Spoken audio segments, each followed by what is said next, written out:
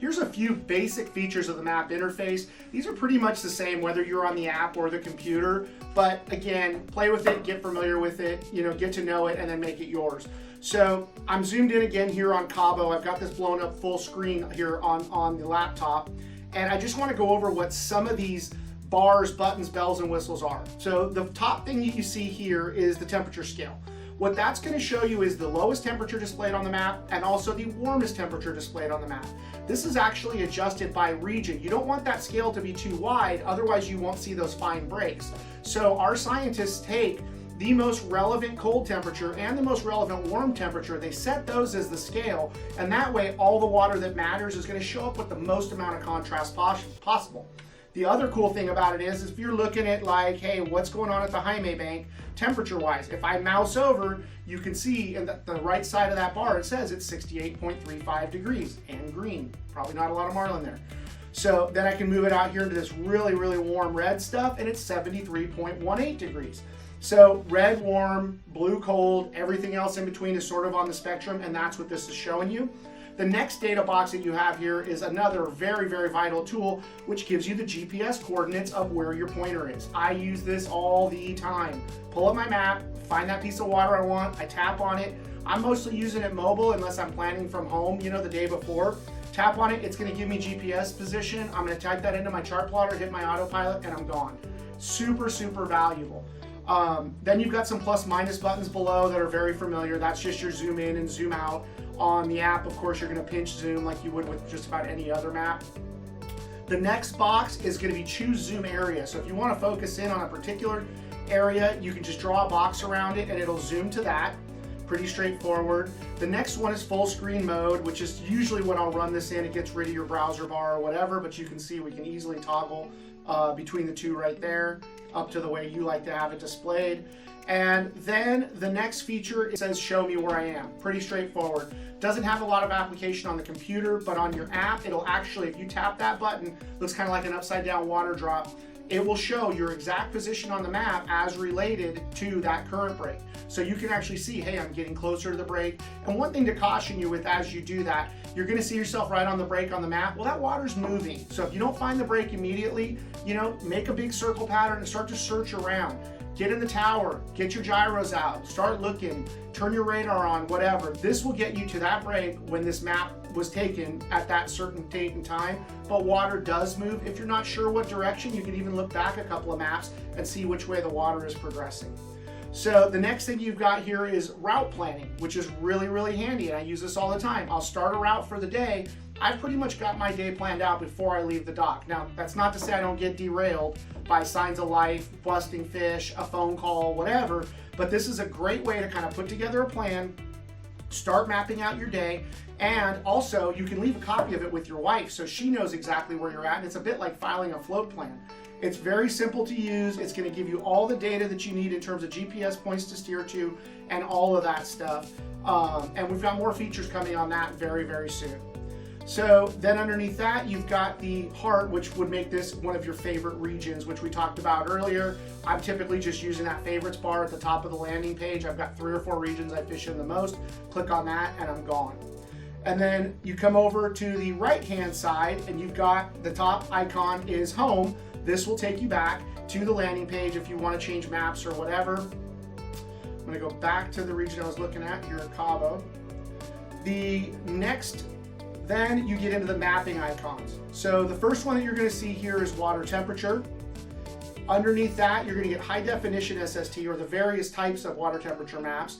Then you're going to have a 3-day composite SST option, which again, take the 3 maps, overlay them, and wherever there's cloud cover that's obscuring the satellite, it's going to kind of fill in those gaps and really give you the best possible image. I like to alternate between the high def and the 3-day just to make sure that what I'm seeing is very current and also kind of get that bigger picture from the 3-day.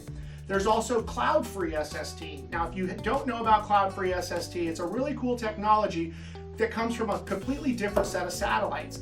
These satellites will actually look through the clouds and see the water even on the cloudiest of days. Now, the downside to it is you just don't get that same resolution. So you're always going to want to start with the high def product or with the composite product if you have a few bad days mixed in.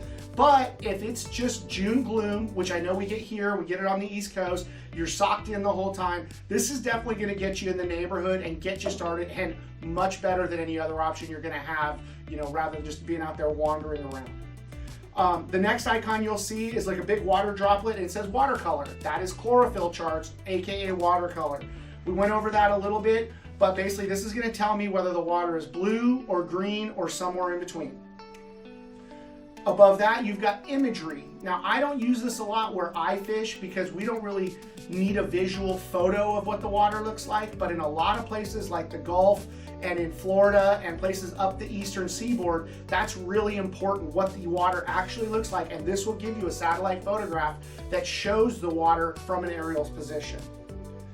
Next up, we have altimetry and currents. Now, these are more of an advanced type of map. You can read up on them, but basically that's going to tell you which way the water's moving and also the height of the ocean. And both of those are indicative of which way that water may be going, which way the bait and the fish may be going with it. If you understand currents, you're really going to like these. They're going to kind of help you forecast where things are going as opposed to looking at data that's just from today or late yesterday, for instance. The next icon we have is wind. So we do have wind charts on here that are going to show you the wind, give you a bit of a forecast and a good idea. This is something that will be much more robust coming summer 2025. We're always developing, we're always trying to make our program better. We've got good wind support, but just wait and see the weather information that we've got cooking for you now. And then you've got map layers. So these map layers, if you click on it, it'll expand and it gives you more options for what kind of a base map you want to use, the bottom contours, having the lat long grid. I usually just leave these all on myself. If you like a cleaner map, you can definitely play with them. But I like having the base map because it shows me where the water is, you know, relative to spots that I fish or that I know in my head that I may not be fishing. And it just gives me a good overview and a way to tie that satellite map to what I'm seeing visually on my chart plotter or in the app as well. All that stuff, if you hit the bottom button here, it will expand and give you the full, you know, categories and labeling of all of them. But once you get a hand on it, you know, I always use the condensed version. It works really, really well.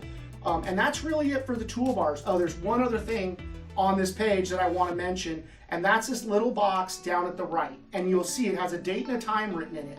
And what this is these are the maps that we've downloaded and processed for you. And I love this thumbnail feature here because I can see how good the map quality is without even selecting on it. Like, I can see how much color is in this next map, and I know that there's a lot of data, a lot of good data, and I also know that it's newer than the one I'm currently looking at. So if I select this, it'll reload the map data, pull it up on my screen, and I'm good to go with the latest. Or if I want to go back a couple of days, see where that water's been going, this allows me to do that. And down at the bottom here, you can even animate the last few maps and set a time duration between the animation, and that will show you the water moving as it develops or as it plumes or slides off or does whatever. It's a really, really good tool to not just know what's going on now, but knowing how we got there, predict what's going to happen, and also just make sure you're going to be in that right range at the right time to strike when that water's moving. That pretty much goes over the entire map interface. It's all very simple. It's all made to be, you know, easy to use and user friendly. But as soon as you do get the product and you're done doing your demo, I would really suggest jump in there, familiarize yourself on the computer, because if you're like me, you're sitting there working with this up on one screen, kind of getting ready for this weekend's trip or your next trip or whatever, and then familiarize yourself as well on the app. I know a lot of guys even like to run an iPad on their dash so they can have that big map up there as big as possible and have their boat displaying their actual position on the iPad as well.